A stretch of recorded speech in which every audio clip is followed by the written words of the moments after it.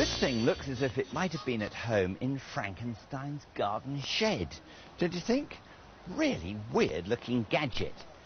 The only way to work it out, I think, is to come down to the bottom here. Here we've got what is quite clearly a paraffin burner. On the outside it says P.J. Bryant, Bristol.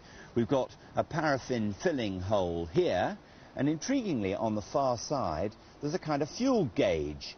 It's got a cork at the bottom that would float on the paraffin and indicate as to whether the reservoir is full or empty. But why would you want to be sure that you've got enough fuel? This thing is a heater, but it's a heater with attitude. This top compartment would contain water. Take the cap off and fill it with water through that hole. The paraffin burner underneath would heat up the water, which would heat up these pipes, and ultimately steam would be given off that would then be distributed down the length of the top bar, spewing out steam at the ends as well as underneath. But why would you want to take all that trouble? For one specific purpose, and that's orchids.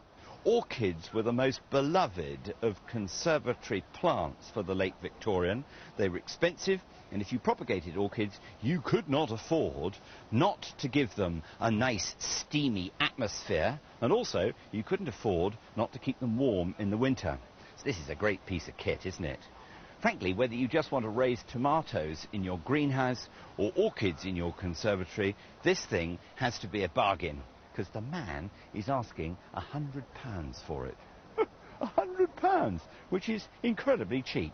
Almost as cheap as an expensive fried potato.